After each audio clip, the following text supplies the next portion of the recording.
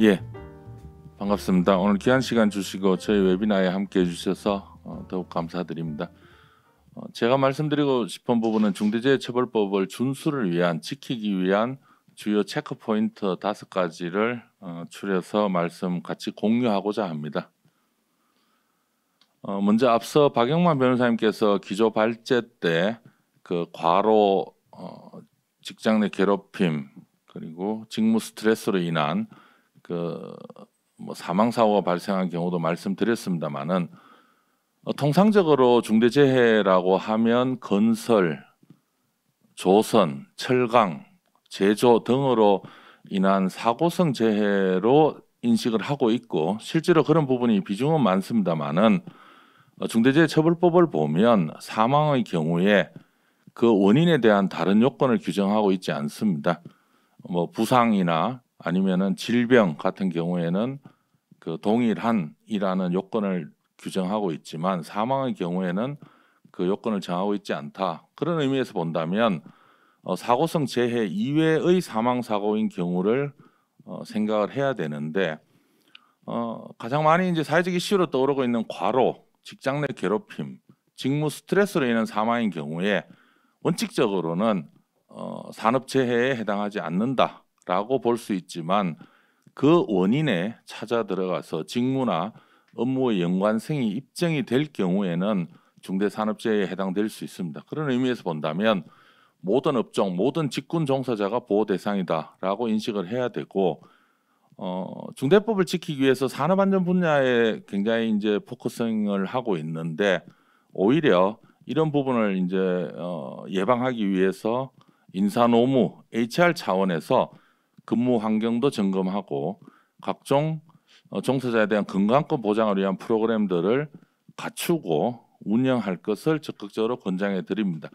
고용노동부 해설서에 보더라도 질병의 원인이 어디에 있는지를 종합적으로 봐야 된다라고 하는 점을 분명히 밝히고 있습니다. 사전 질문을 통해서 많은 이제 기업에 종사 계신 분들이 많이 질문한 내용 그리고 중대재해처벌법의 제정 과정을 통틀어 봐도 가장 중요한 것은 경영 책임자 등에 대한 범위와 그 권한에 관한 부분이었습니다. 이번에 고용노동부 해설서를 통해서 어느 정도는 구체화되었다고 보고 어떤 형태로든 이제 실무적으로 케이스 바이 케이스로 풀어나가야 될 부분입니다만은 고용노동부 해설서에서 정리한 내용들을 한번 같이 보았으면 좋겠습니다. 최종 의사 결정권을 가지고 있느냐 없느냐라는 부분이 가장 큰 관건으로 생각하시면 됩니다. 통상 안전 담당 임원, 그 최고 안전 담당자 CSO의 통상적으로는 대기업 같은 경우에는 부사장, 전무, 상무 등이 해당될 수 있습니다. CSO에게 총괄 관리와 최종 의사결정권이 없다면 법에서 이야기하는 경영 책임자로 볼 수가 없습니다. 그냥 경영 책임자를 보좌하는 전문 임원으로 인식을 해야 됩니다. 그 첫 번째 허들인 경영 책임자에 해당되지 않는다라고 생각하셔야 됩니다. 그러면 CSO에게 최종 의사결정권이 있다면 그 CSO는 경영 책임자에 해당합니다. 하지만 그러면 CEO와 CSO가 있는 경우에 CEO의 의무가 면제되느냐라는 내용은 분명히 아니다라고 고용노동부는 밝히고 있습니다. CEO 의무가 면제된다고 볼 수 없고 사안별로 봐야 된다라고 하고 있고요. CEO가 2명 이상으로 어떤 법인을 공동 대표하는 경우가 있습니다. 이 경우에는 2명 모두 경영 책임자에 해당할 수 있습니다. 다만 그 공동 대표 모두가 책임을 져야 되는 부분은 아니고 회사 내에서 권한과 책임, 기업의 의사결정 구조 등을 고려해서 어떤 그 사고에 대하여 그 해당 사업에서 최종 경영 책임자 누구인지를 판단하게 되게 됩니다. 사업 부문을 분리해서 복수의 사업 부문을 만들고 그 사업 부문별로 CEO가 임명되어 있다면 그 사고가 난 그 사업 부문의 CEO가 경영 책임자로 책임을 진다라는 부분입니다. 이 부분은 좀 분명하게 사업 부문이 분리되어 있는 경우에는 명확하게 볼 수 있고요. 사업부문이 분리되어서 2명 이상의 CEO가 각자 사업부문을 대표하고 있는 경우에 그 법인을 총괄하는 총괄 CEO가 따로 있는 경우가 있습니다. 그 상위 개념으로 통상적으로는 받아들여지는데 그 경우에 사고 난 사업부문의 CEO가 원칙적으로는 경영 책임자로 책임을 지고, 다만 총괄 CEO가 그 의사 결정 과정에서 단독으로 또는 공동으로 사업부문 CEO와 공동 의사 결정을 한 경우에는 경영 책임자에 해당할 수 있고, 결과적으로는 개별적으로 판단을 해야 된다라고 보여집니다. 이 기본적인 5가지의 틀 내에서 개별 케이스를 각각 따로 검토를 하셔야 될 것 같습니다. 또 하나 많이 질문하신 내용 중에 하나가 안전보건 전담 조직은 안전 전문가가 3명 이상이고 500명 이상인 경우에 전담 조직을 갖추도록 의무화를 하고 있습니다. 첫째는 전담 조직은 어디에 둬야 되느냐? 우리는 사업장이 현장이 가장 중요하다. 그래서 현장에 전담 조직을 둬도 되지 않느냐라는 내용과 누구를 조직원으로 할 것이냐의 부분에 대해서는 불명확합니다. 법률에서는 의무가 없는데 해설서에 보면 전담 조직은 2명 이상이다. 그리고 그 업무만 총괄 관리하도록 한다. 이 2가지를 이야기하고 있는데 중대재해처벌법의 기본적인 법률의 제정 취지 등을 감안해 보면 경영 책임자 곁에 경영 책임자가 법인 본사에 있는 경우가 많기 때문에 전담 조직은 현장이나 사업장, 공장 단위가 아니라 법인 본사에 CEO 또는 CSO 직속으로 배치하는 것이 바람직합니다. 기존에 이제 대다수의 본사의 안전환경팀이라는 이제 통칭해서 안전 담당하는 부서가 있는데, 이 경우는 그 경우를 분리하지 않더라도 그 법률에 규정하고 있는 내용만 갖춘다면 전담 조직으로 인정될 수는 있습니다. 다만 그 안전환경팀이 어디에 있느냐, 전담 조직이 누구 경영지원실이나 각종 기획실 밑에 있는 것보다는 보다 상위 개념으로 더 끌어올리는 게 좀 필요할 것 같고요.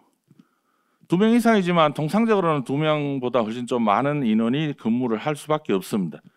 부서원의 자격 요건은 없습니다. 하지만 적어도 안전관리자, 보건관리자 등의 전문가임과 동시에 현장 업무 경험과 현장과 가장 소통을 할 수 있는 베테랑을 에이스 직원을 전진 배치해 주실 것을 말씀드립니다. 여러 가지 예시된 업무를 수행할 수 있는 능력뿐만 아니라 향후에 노동청의 감독이나 조사 시에도 이런 전문가를 배치해 둔 것은 굉장히 유리하게 작용할 것 같습니다. 전담 조직은 구성 요건은 그렇게 법 시행령에서 규정했는데 법 시행 이후에 상시 근로자 500명이 되었다, 400명에서 500명이 된 경우에는 곧바로 준비를 해서 전담 조직을 설치토록 하면 될 것 같습니다.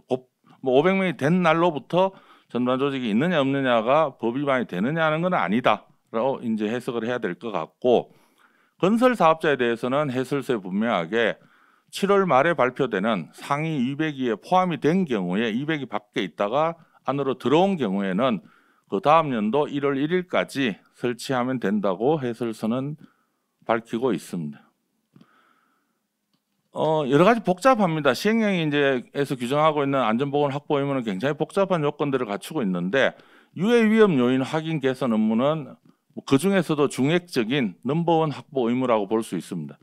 많이 궁금해하시는 부분들도 많이 있는데 기업별로 이렇게 생각하시면 될 것 같습니다. 우선 우리 회사의 사업 규모가 어느 정도이냐, 조직과 인원이 얼마인지에 따라서 의무 고용 인원도 나올 것이고요. 그리고 그 업종의 특성이 어떤지, 우리 회사의 재해 이력이 있는지를 분석한 다음에 유해 위험 요인을 확인하고 이를 제거하거나 통제하는 개선 노력이 필요하고, 그 개선 노력에 필요한 내용으로 그 종사자의 이제 의견도 수렴해야 되고 인력과 예산과 그 조직을 이제 보충한다, 이런 개념으로 구체적인 내용을 채워 나가면 되지 않을까 싶고요.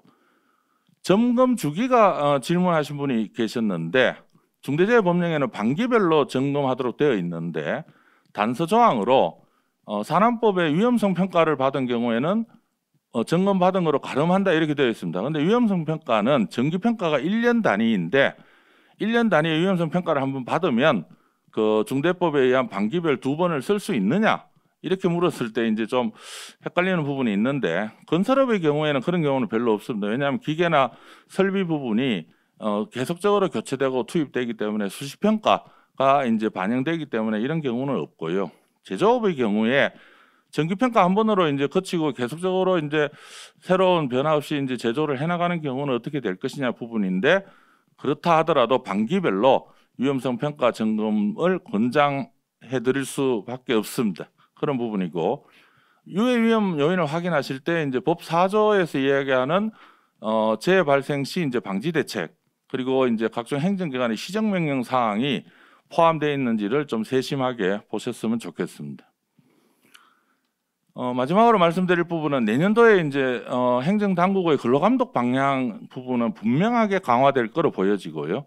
중대재해처벌법뿐만 아니라 산업안전보건법에 대한 부분을 굉장히 이제 좀 신경을 쓰셔야 된다. 금년 7월에 이제 고용노동부가 대폭적으로 산업안전 조직을 이제 정비했는데 중앙 단위, 본부 단위에서는 종전에 국 단위에서 실 단위로 하고 뭐 5개 과에서 10개 과로 바뀌었습니다. 확대되었고 종전에는 산업안전과만 있었는데 6개 청, 서울, 부산, 중부 등 6개 청에는 광역중대재해과, 산재예방과, 건설산재과 등의 3개 과로 개편이 되었고 뭐 천안을 포함하여 주요 지청에는 산재, 건설과 이렇게 이제 대폭적으로 조직이 확대되고 감독관도 늘었습니다. 금년 7월부터 계속적으로 추락, 끼임, 개인 보호구 3대 안전 조치는 내년에도 계속되리라 보여지고 감독의 범위가 사고가 난 사업장, 현장 단위가 아니라 법인 본사 부분도 반드시 포함될 가능성이 높아졌고 중대재해 발생 시에 곧바로 이어지는 작업 중지 그리고 이제 관련 법 위반 수사, 특별근로감독 등도 병행되는데 이 부분은 세션 2에서 더 상세하게 설명이 있을 것 같습니다. 하단 부분에 현재 근로감독을 나갔을 때 가장 많이 산업 규칙이나 산업법 위반으로 적시되는 부분을 예시해 두고 있는데 보시면 거의 다 이제 추락과 끼임에 해당하는 사항이고 산업법 위반 중에 특히 교육 부분이나 아니면은 안전 전문가 미선임 이런 부분들은 앞으로는 반드시 시정해 두셔야 될 것 같습니다. 예, 이상으로 제 설명을 마치겠습니다. 감사합니다.